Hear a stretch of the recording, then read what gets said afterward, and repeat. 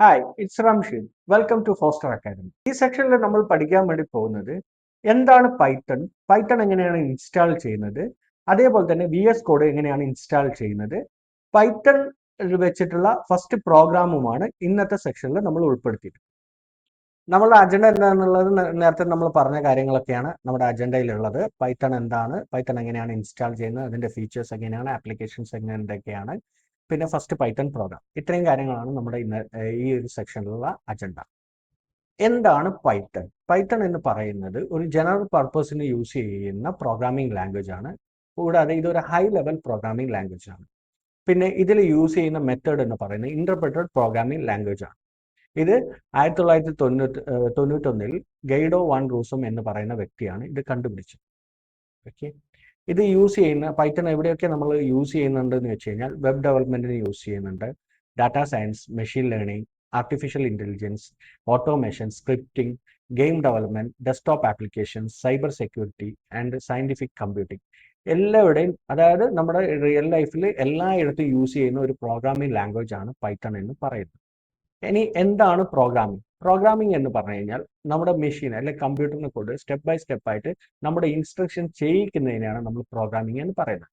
നമ്മൾ ഡെയിലി ലൈഫിലേക്ക് നോക്കുകയാണെങ്കിൽ നമ്മൾ വാട്സപ്പിൽ മെസ്സേജ് ചെയ്യുന്നുണ്ട്, അതിന്റെ പിന്നിൽ പ്രവർത്തിക്കുന്നത് ഒരു പ്രോഗ്രാമിംഗ് ആണ്. അതേപോലെ തന്നെ നമ്മൾ എന്ത് ചെയ്യുന്നുണ്ട്, ATM കാർഡ് യൂസ് ചെയ്തിട്ട് പൈസ എടുക്കുന്നുണ്ട്, അതിന്റെ പിന്നിൽ പ്രവർത്തിക്കുന്ന ഒരു പ്രോഗ്രാമിംഗ് ആണ്. ഇല്ലെങ്കിൽ ഈവൻ നമ്മൾ ഗൂഗിളിൽ നമ്മൾ സെർച്ച് ചെയ്യുന്നത് പോലും അതിന്റെ പിന്നിലും പ്രവർത്തിക്കുന്നത് പ്രോഗ്രാമിംഗ് ലാംഗ്വേജ് ആണ്. ഇങ്ങനെ നമ്മുടെ ഡെയിലി ലൈഫിൽ മെഷീനായിട്ട് ബന്ധപ്പെട്ടിട്ടുള്ള എല്ലാ കാര്യത്തിന്റെ പിന്നിലും പ്രവർത്തിക്കുന്ന പ്രോഗ്രാമിംഗ് ആണ്. ഓക്കെ,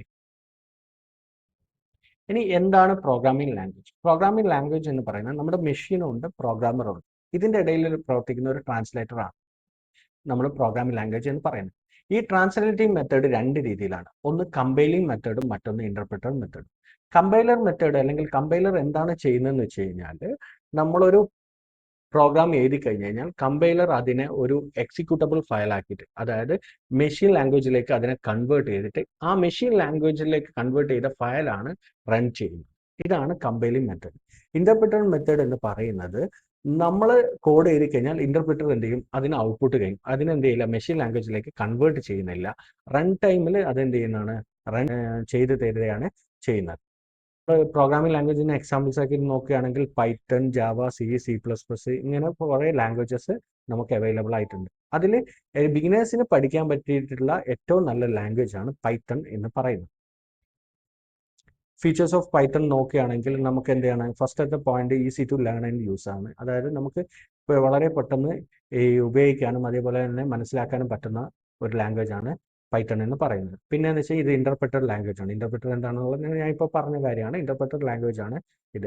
പിന്നെ ഹൈ ലെവൽ ലാംഗ്വേജ് ആണ്. ഹൈ ലെവൽ ലാംഗ്വേജ് എന്ന് പറയുന്നത് ഹൈ ലെവൽ ലാംഗ്വേജ് ഉണ്ട്, ലോ ലെവൽ ലാംഗ്വേജ് ഉണ്ട്. ലോ ലെവൽ ലാംഗ്വേജ് എന്ന് പറഞ്ഞു കഴിഞ്ഞാൽ മെഷീൻ ലാംഗ്വേജുമായിട്ട് ബന്ധപ്പെട്ടതാണ്. ഇത് നമുക്ക് മനസ്സിലാക്കാൻ കുറച്ച് ബുദ്ധിമുട്ടാണ്, കുറേ പഠിച്ചെടുക്കാൻ കുറച്ച് ബുദ്ധിമുട്ടുള്ള ലാംഗ്വേജ് ആണ് എന്ത്, low level language. High level language എന്ന് പറഞ്ഞു കഴിഞ്ഞാൽ നമ്മൾ ഡെയിലി യൂസ് ചെയ്യുന്ന ഇംഗ്ലീഷുമായിട്ട് ബന്ധപ്പെട്ടിട്ടുള്ള ലാംഗ്വേജ് ആണ്. അപ്പോൾ നമുക്ക് പെട്ടെന്ന് എന്ത് ചെയ്യാൻ പറ്റും, ഈസി ടു ലേൺ ആയിട്ട് നമുക്ക് ഹ്യൂമണിന് പഠിച്ചെടുക്കാൻ വേണ്ടി പറ്റും. അങ്ങനത്തെ ലാംഗ്വേജിനെയാണ് നമ്മൾ എന്ത് പറയുന്നത്, ഹൈ ലെവൽ ലാംഗ്വേജസ് എന്ന് പറയുന്നത്. പിന്നെ ഇതൊരു ഓപ്പൺ സോഴ്സ് ആണ്. ഓപ്പൺ സോഴ്സ് എന്ന് പറഞ്ഞാൽ ഫ്രീ ആയിട്ട് നമുക്ക് എന്ത് ചെയ്യാൻ പറ്റും, ഇത് ഇൻസ്റ്റാൾ ചെയ്യാനും യൂസ് ചെയ്യാനും ഒക്കെ പറ്റും. പിന്നെ ഇത് പോർട്ടബിൾ ആണ്. പോർട്ടബിൾ എന്ന് പറഞ്ഞു കഴിഞ്ഞാൽ നമ്മളിപ്പോൾ ഒരു മെഷീനിൽ ചെയ്ത് കഴിഞ്ഞ് കഴിഞ്ഞാൽ ഈ പൈത്തൺ വർക്ക് ചെയ്യുന്ന ഏത് മെഷീൻ ഉണ്ടെങ്കിലും അവിടെ കൊണ്ടുപോയിട്ട് നമുക്ക് ഇതിനെ എക്സിക്യൂട്ട് ചെയ്യാൻ വേണ്ടി പറ്റും. ഓക്കെ, അടുത്തതെന്ന് വെച്ച് കഴിഞ്ഞാൽ ഇത് ഒബ്ജക്റ്റ് ഓറിയന്റഡ് ആണ്. ഒബ്ജക്റ്റിന്റെ ഫീച്ചറായ ക്ലാസ്, അതേപോലെ ഒബ്ജക്ട്സ്, ഇതൊക്കെ വെച്ചിട്ട് നമുക്ക് എന്ത് ചെയ്യാൻ പറ്റും, പൈത്തണിൽ പ്രോഗ്രാമിംഗ് ചെയ്യാൻ വേണ്ടി പറ്റും.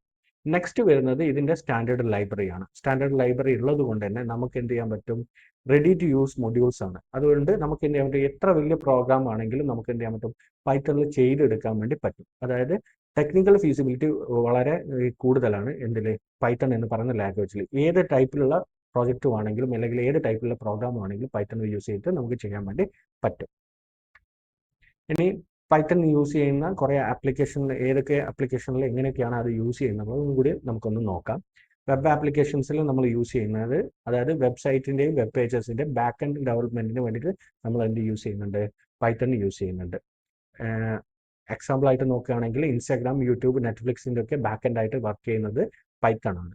പിന്നെ ഡാറ്റാ സയൻസിൽ നമ്മൾ യൂസ് ചെയ്യുന്നുണ്ട്. അത് ചാറ്റ് ബോട്ട് ആയിട്ടോ ഫേസ് റെക്കഗ്നൈസേഷന് വേണ്ടിയിട്ട്, വോയിസ് അസിസ്റ്റൻസിന് വേണ്ടിയിട്ട്, ഡാറ്റ അനാലിസിസ് ആൻഡ് വിഷ്വലൈസേഷന് വേണ്ടിയിട്ട് ഒക്കെ നമ്മൾ യൂസ് ചെയ്യുന്നത് പൈത്തൺ ആണ്. പിന്നെ വേറൊരു ഇമ്പോർട്ടൻറ്റ് പോയിന്റ്സ് എന്ന് പറയുന്നത് പൈത്തൺ ആണ് AI ടെക്നോളജിൻ്റെ ബാക്ക് ബോൺ എന്ന് പറയുന്നത്. അടുത്ത മൂന്നാമത്തെ നമുക്ക് ഓട്ടോമേഷനിൽ എങ്ങനെയൊക്കെയാണ് പൈത്തൺ യൂസ് ചെയ്യുന്നതെന്ന് കൂടി നോക്കാം. നമുക്കിപ്പോൾ ഓട്ടോമാറ്റിക്കായിട്ട് ഒരു ഇമെയിൽ സെൻഡ് ചെയ്തുകൊണ്ടേ ഇരിക്കണം. അങ്ങനത്തെ ഒരു വർക്ക് വരികയാണെങ്കിൽ അത് നമുക്ക് പൈത്തൺ വെച്ചിട്ട് സിമ്പിളായിട്ട് ചെയ്യാൻ വേണ്ടി പറ്റും. പിന്നെ ഫയൽ ഹാൻഡ്ലിംഗ് ചെയ്യാൻ വേണ്ടി പറ്റും. പിന്നെ എന്ന് വെച്ച് കഴിഞ്ഞാൽ ഒരേ ടാസ്ക് നമ്മൾ റിപ്പീറ്റ് ചെയ്ത് ചെയ്യുകയാണെങ്കിൽ അതിനെ നമുക്ക് പൈത്തൺ വെച്ചിട്ട് റിപ്പീറ്റിംഗ് ടാസ്ക് നമുക്ക് എന്ത് ചെയ്യാൻ പറ്റും, വളരെ എളുപ്പത്തിൽ ചെയ്യാൻ വേണ്ടി പറ്റും. ഇനി സൈബർ സെക്യൂരിറ്റിൻ്റെ ഇതിലാണെങ്കിൽ സൈബർ സെക്യൂരിറ്റിൻ്റെ എല്ലാ മേഖലയിലും നമുക്ക് പൈത്തൺ വെക്കുകയാണെങ്കിൽ, പൈത്തൺ വെച്ച് കഴിഞ്ഞാൽ അതായത് പൈത്തൺ യൂസ് ചെയ്തിട്ട് നമുക്കൊരു AI പോലെ ക്രിയേറ്റ് ചെയ്യുകയാണെങ്കിൽ നമുക്ക് എന്ത് ചെയ്യാൻ പറ്റും, സൈബർ സെക്യൂരിറ്റി വളരെ എളുപ്പത്തിൽ നടത്താൻ വേണ്ടി പറ്റും. അതായത് ഇപ്പോൾ ബഗ്സ് കാര്യങ്ങളൊക്കെ വരികയാണെങ്കിൽ വളരെ പെട്ടെന്ന് കണ്ടുപിടിക്കാനൊക്കെ പൈത്തൺ യൂസ് ചെയ്ത് നമുക്ക് സാധിക്കും. ഓക്കെ, നെക്സ്റ്റ് നമ്മൾ പോകുന്നത് ഇൻസ്റ്റാളേഷനിലാണ്. ഇൻസ്റ്റാളേഷന് എങ്ങനെയാണ് ചെയ്യേണ്ടതെന്ന് വെച്ച് കഴിഞ്ഞാൽ നമ്മൾ ഏതെങ്കിലും ഒരു ബ്രൗസർ ഓപ്പൺ ചെയ്തിട്ട്, ഇപ്പോൾ ഗൂഗിൾ ആണെങ്കിൽ ഗൂഗിൾ ക്രോം എടുക്കാം. അതിൽ നമ്മൾ എന്ത് ടൈപ്പ് ചെയ്യുക, പൈത്തൺ എന്ന് ടൈപ്പ് ചെയ്യാം. ടൈപ്പ് ചെയ്ത് കഴിഞ്ഞാൽ നമുക്ക് എന്ത് ചെയ്യും, ഒരു വെബ്സൈറ്റ് ലിസ്റ്റ് വരും. അതിൽ നമ്മൾ നോക്കേണ്ടത് python.org എന്ന് പറയുന്ന വെബ്സൈറ്റ് ഓപ്പൺ ചെയ്യാം. അതിൽ നമുക്ക് ലേറ്റസ്റ്റ് ആയിട്ടുള്ള പൈത്തൻ്റെ വേർഷൻ ഉണ്ടാവും. അത് ഡൗൺലോഡ് ചെയ്യുക. അതിനുശേഷം ഇൻസ്റ്റാൾ ചെയ്യുക. ഇൻസ്റ്റാൾ ചെയ്യുമ്പോൾ ശ്രദ്ധിക്കേണ്ടത്, ഇൻസ്റ്റാൾ ചെയ്യുന്നതിൻ്റെ മുമ്പായിട്ട് ആഡ് പൈത്തൺ ടു പാത്ത് എന്ന് പറയുന്ന ഒരു ടിക്ക് ബോക്സ് ഉണ്ട്. അവിടെ ടിക്ക് ചെയ്തതിന് ശേഷം വേണം ഇൻസ്റ്റാൾ ചെയ്യാം. ഓക്കെ, ഇതെങ്ങനെയാണെന്നുള്ളത് നമുക്ക് പ്രാക്ടിക്കലായിട്ട് എങ്ങനെയാണ് ചെയ്യുന്നതെന്നുള്ളത് നോക്കാം. നമുക്ക് ഏതെങ്കിലും ഒരു ബ്രൗസർ ഓപ്പൺ ചെയ്യാം. ഞാനിവിടെ ഗൂഗിൾ ക്രോമാണ് ഓപ്പൺ ചെയ്തിട്ടുള്ളത്. അവിടെ ഞാൻ ടൈപ്പ് ചെയ്യുന്നു, പൈത്തൺ എന്ന് ടൈപ്പ് ചെയ്ത് സെർച്ച് ചെയ്ത് കൊടുക്കുകയാണ്. സെർച്ച് കൊടുത്തു കഴിഞ്ഞാൽ എനിക്ക് വരുന്നത് പിന്നെ python.org എന്ന് പറയുന്ന ലിങ്ക് എനിക്ക് ഫസ്റ്റ് തന്നെ കിട്ടിയിട്ടുണ്ട്. അതിന് ഞാൻ എന്ത് ചെയ്യുന്നു, ക്ലിക്ക് ചെയ്യുന്നു. ക്ലിക്ക് ചെയ്ത് കഴിഞ്ഞാൽ ഇവിടെ നമുക്ക് മുകളിലുള്ള നാവ് ബാറിൽ നോക്കാം, ഡൗൺലോഡ് എന്ന് പറഞ്ഞിട്ടുള്ള ഒരു ടാബ് ഉണ്ട്. അത് ക്ലിക്ക് ചെയ്ത് കഴിഞ്ഞാൽ ഇവിടെ ലേറ്റസ്റ്റ് വേർഷൻ ഏതാണോ അത് നമുക്ക് കാണാം. അതിന് ഞാൻ എന്ത് ചെയ്യുന്നു, ക്ലിക്ക് ചെയ്യുന്നു. ഇവിടെ അത് ഡൺ ആയിട്ടുണ്ട്. ഞാൻ ജസ്റ്റ് ഓപ്പൺ ചെയ്യാണ്. ഓപ്പൺ ചെയ്യുന്ന സമയത്ത് ഇവിടെ എന്താണ്, ഇൻസ്റ്റാളേഷൻ്റെ ഫയൽ വന്നിട്ടുണ്ട്. ഇവിടെ നോക്കാം, ഇതാണ് ഞാൻ പറഞ്ഞത് ആഡ് പൈത്തൺ ടു പാത്ത്. ഇത് ടിക്ക് കൊടുക്കണം. ടിക്ക് കൊടുത്തിട്ടില്ല എന്നുണ്ടെങ്കിൽ പാർട്ട് എൻവയറമെൻറ്റ് വേരിയബിൾ ആയിട്ടുള്ള പാർട്ടിലേക്ക് പൈത്തൻ്റെ ലൊക്കേഷൻ നമ്മൾ പിന്നെ കൊടുക്കേണ്ടി വരും. അത് കുറച്ച് ബുദ്ധിമുട്ടാണ്. അതിന് ഏറ്റവും നല്ലത് ഇപ്പം തന്നെ എന്ത് ചെയ്താൽ മതി, ജസ്റ്റ് ഇത് ആഡ് പൈത്തൺ ext2 പാത്ത് എന്നുള്ളത് ക്ലിക്ക് ചെയ്തതിന് ശേഷം ഇൻസ്റ്റാൾ നൗ ക്ലിക്ക് ചെയ്യും. ഓക്കെ, അത് ഇൻസ്റ്റാൾ ആയിട്ടുണ്ട്. ഞാനിത് ക്ലോസ് ചെയ്യാണ്. ക്ലോസ് ചെയ്തതിന് ശേഷം ഇത് ഇൻസ്റ്റാൾ ആയോ ഇല്ലയോ എന്ന് അറിയാൻ വേണ്ടിയിട്ട് എന്ത് ചെയ്യുക, വിൻഡോസ് കീയും 6 കൂടി പ്രസ് ചെയ്യുക. അപ്പോൾ നമുക്ക് റൺ പ്രോംപ്റ്റ് കിട്ടും. അവിടെ എന്ത് ചെയ്യുക, ടൈപ്പ് ചെയ്യുക CMD എന്ന് ടൈപ്പ് ചെയ്ത് കൊടുക്കുക. അതായത് നമുക്ക് കമാൻഡ് പ്രോംപ്റ്റ് കിട്ടാൻ വേണ്ടിയിട്ടാണ്. ക്ലിക്ക് ചെയ്ത് കഴിഞ്ഞാൽ നമുക്ക് കമാൻഡ് പ്രോംപ്റ്റ് ഇവിടെ ഓപ്പൺ ചെയ്ത് വന്നിട്ടുണ്ട്. ഇവിടെ നമുക്ക് പൈത്തൺ ഇൻസ്റ്റാൾ ചെയ്തോ എന്ന് അറിയാൻ വേണ്ടിയിട്ട് ജസ്റ്റ് ടൈപ്പ് ചെയ്ത് കൊടുക്കുക, പൈത്തൺ -version. പൈത്തൺ ഇൻസ്റ്റാൾ ആയെങ്കിൽ ഇവിടെ നമുക്ക് പൈത്തണിൻ്റെ വേർഷൻ ഏതാണെന്നുള്ളത് കിട്ടും. ഇവിടെ ഇപ്പം എനിക്ക് കിട്ടിയിട്ടുണ്ട്, കാരണം ഞാനിപ്പോൾ ഓൾറെഡി ഇൻസ്റ്റാൾഡ് ആക്കിയിട്ടുണ്ട്. ഇനി നമുക്ക് ഒരു IDE വേണം. IDE എന്ന് പറഞ്ഞു കഴിഞ്ഞാൽ ഇൻ്റഗ്രേറ്റഡ് ഡെവലപ്മെൻറ്റ് എൻവയറമെൻ്റ് ആണ്. അതായത് നമുക്ക് ഒരു പ്രോഗ്രാമിനെ സംബന്ധിച്ചിടത്തോളം പ്രോഗ്രാം നമുക്ക് എഴുതണം, പിന്നെ അതിനെ എന്ത് ചെയ്യണം, റൺ ചെയ്യിക്കണം, പിന്നെ നമുക്ക് ഔട്ട്പുട്ട് കിട്ടണം. ഇതെല്ലാം കൂടി ഒരു പ്ലേസിൽ തന്നെ നടത്താൻ വേണ്ടിയിട്ടാണ് നമ്മൾ എന്ത് യൂസ് ചെയ്യുന്നത്, IDEs യൂസ് ചെയ്യുന്നത്. ഓക്കെ, എല്ലാന്നുണ്ടെങ്കിൽ നമ്മൾ പ്രോഗ്രാം എഴുതുന്നത് വേറൊരു എഡിറ്ററിലായിരിക്കും. റൺ ചെയ്യാൻ വേണ്ടിയിട്ട് നമ്മൾക്ക് എന്ത് ചെയ്യേണ്ടി വരും, കമാൻഡ് പ്രോംപ്റ്റ് യൂസ് ചെയ്യേണ്ടി വരും. അവിടെ റൺ ചെയ്തിട്ട് ഔട്ട്പുട്ട് കമാൻഡ് പ്രോംപ്റ്റിലാണ് കാണുക. ഇതൊക്കെ വേറെ വേറെ സ്ഥലങ്ങളിലാണ് ഉണ്ടാവുക. ഇതെല്ലാം കൂടി ഒരു പ്ലാറ്റ്ഫോമിൽ തന്നെ കിട്ടാൻ വേണ്ടിയിട്ടാണ് നമ്മൾ എന്ത് യൂസ് ചെയ്യുന്നത്, IDEs യൂസ് ചെയ്യുന്നത്. ഇതിൽ നമ്മൾ അതായത് നമ്മൾ ഈ ഒരു സീരീസിൽ കംപ്ലീറ്റ് ആയിട്ട് നമ്മൾ VS കോഡ് വെച്ചിട്ടാണ് ചെയ്യുന്നത്. VS കോഡ് എന്ന് പറയുന്നത് മൈക്രോസോഫ്റ്റിൻ്റെ IDE ആണ്. ഇത് ഫ്രീ ആണ്. ഇതെങ്ങനെ നമുക്ക് ഇൻസ്റ്റാൾ ചെയ്യാം, എങ്ങനെ യൂസ് ചെയ്യാം എന്നുള്ളത് നമുക്കൊന്ന് നോക്കാം. അതിന് വേണ്ടിയിട്ട് ഞാനിപ്പോൾ ഓൾറെഡി ഉള്ള ടാബിൽ പ്ലസ് ചെയ്തു. അതിനുശേഷം നമ്മൾ ഇവിടെ അടിക്കുന്നു VS കോഡ് എന്ന് ടൈപ്പ് ചെയ്തു. ഇപ്പം മൈക്രോസോഫ്റ്റ് വിഷ്വൽ സ്റ്റുഡിയോൻ്റെ ഇത് വന്നിട്ടുണ്ട്. അവിടെ ക്ലിക്ക് ചെയ്യാം. ക്ലിക്ക് ചെയ്ത് കഴിഞ്ഞാൽ ഡൗൺലോഡ് ഫോർ വിൻഡോസ് എന്നുള്ള ടാബ് ഉണ്ട്, അവിടെ ക്ലിക്ക് ചെയ്യാം. Okay, visual studio code download ആയിട്ടുണ്ട്. ഞാൻ എന്ത് ചെയ്യുന്നു, അവിടെ നിന്ന് ക്ലിക്ക് ചെയ്യാണ്. I accept the agreement click ചെയ്യുന്നു. നെക്സ്റ്റ് അടിക്കുന്നു. ഇവിടുന്ന് നെക്സ്റ്റ് അടിക്കുന്നു.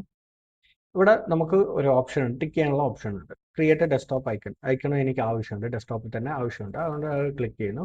പിന്നെ ഓപ്പൺ വിത്ത് കോഡ് എന്ന് പറഞ്ഞു കഴിഞ്ഞാൽ അതായത് നമ്മുടെ മൗസിൻ്റെ റൈറ്റ് അടിച്ച് കഴിഞ്ഞാൽ ഡയറക്റ്റ് ആയിട്ട് നമുക്ക് കോഡിലേക്ക് ഓപ്പൺ ചെയ്യാൻ വേണ്ടിയിട്ടുള്ള വിഷ്വൽ സ്റ്റുഡിയോ കോഡിലേക്ക് ഓപ്പൺ ചെയ്യാൻ വേണ്ടിയിട്ടുള്ള ഓപ്ഷനാണ്. അതും ഞാൻ ടിക്ക് ചെയ്ത് കൊടുക്കുന്നു.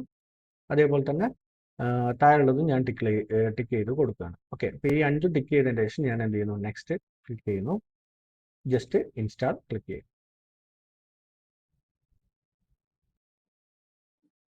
ഓക്കെ, ഇൻസ്റ്റാളേഷൻ കഴിഞ്ഞിട്ടുണ്ട്. ലോഞ്ച് വിഷ്വൽ സ്റ്റുഡിയോ കോഡ് എന്നുള്ള ടിക്ക് ഉണ്ട്, ഞാൻ ആ ടിക്ക് ഒഴിവാക്കിയിട്ട് ഫിനിഷ് ആയിരിക്കും. ഓക്കെ, നമ്മുടെ ഇൻസ്റ്റാളേഷൻ പ്രോസസ്സൊക്കെ കഴിഞ്ഞിട്ടുണ്ട്. ഇനി നമുക്ക് എങ്ങനെ പൈത്തണിൽ ഒരു പ്രോഗ്രാം ചെയ്യാമെന്നുള്ളത് നോക്കാം. ഓക്കെ, അതിനു വേണ്ടി നമുക്ക് ആദ്യം ഒരു ഫോൾഡർ ആവശ്യമാണ്. അപ്പോൾ ഞാൻ എന്ത് ചെയ്യുന്നു, ഡെസ്ക്ടോപ്പിൽ റൈറ്റ് ക്ലിക്ക് ചെയ്തിട്ട് ന്യൂവിൽ ഫോൾഡർ കൊടുക്കുകയാണ്. ഫോൾഡറിൽ ഇപ്പോൾ പൈത്തണിൻ്റെ ആയതുകൊണ്ട് പൈത്തൺ ക്ലാസ് എന്ന് പറഞ്ഞിട്ട് ഒരു ഫോൾഡർ ഞാൻ ക്രിയേറ്റ് ചെയ്യും.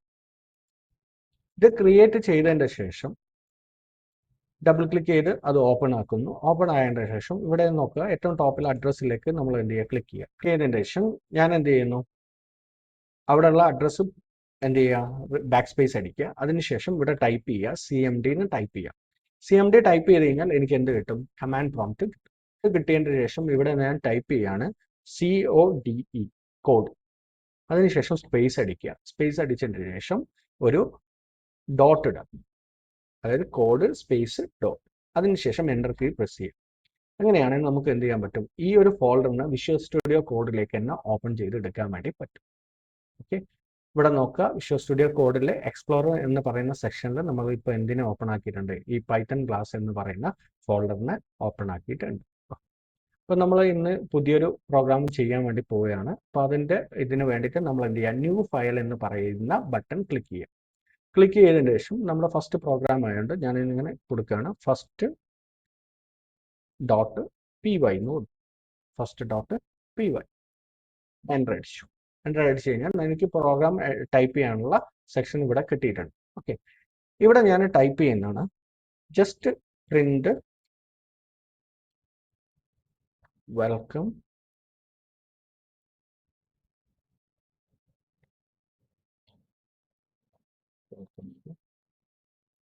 Python class. ജസ്റ്റ് ഞാൻ പ്രിന്റ് ചെയ്യും.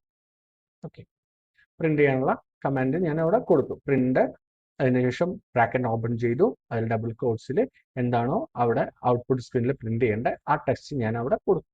അതിനുശേഷം ഞാനിത് സേവ് ചെയ്തു. സേവ് ചെയ്യാൻ വേണ്ടിയുള്ള ഷോർട്ട് കട്ട് Ctrl+S പ്രസ് ചെയ്താൽ മതി. കീബോർഡിൽ ഷോർട്ട് കട്ട് Ctrl+S പ്രസ് ചെയ്താൽ മതി. ഇല്ലാന്നുണ്ടെങ്കിൽ ഫയലിൽ പോയിട്ട് എന്ത് ചെയ്യാം, സേവ് ക്ലിക്ക് ചെയ്താലും മതി. ഓക്കെ, സേവ് ചെയ്തതിന് ശേഷം ഇനി എനിക്ക് ഇതിനെ എന്ത് ചെയ്യണം, റൺ ചെയ്യിക്കണം. റൺ ചെയ്യാൻ എനിക്ക് വേണ്ട ടെർമിനലാണ്. ടെർമിനൽ കിട്ടാൻ വേണ്ടിയിട്ട് ഇവിടെ മെനു സെക്ഷനിൽ നോക്കുക, ടെർമിനൽ എന്ന് പറയുന്ന മെനു ഉണ്ട്. ഓക്കെ, അത് ക്ലിക്ക് ചെയ്യുക. അവിടെ എന്ത് കൊടുക്കുക, ന്യൂ ടെർമിനൽ കൊടുക്കുക. ന്യൂ ടെർമിനൽ കൊടുത്തു കഴിഞ്ഞാൽ ഈ നമ്മളിപ്പോൾ കോഡ് എഴുതിയിരിക്കുന്ന അതിൻ്റെ തൊട്ട് താഴെയായിട്ട് നമുക്കൊരു വിൻഡോ, പുതിയ ഒരു വിൻഡോ ഓപ്പൺ ആയിട്ട് വരുന്നതാണ്. ഇതാണ് ടെർമിനൽ വിൻഡോ.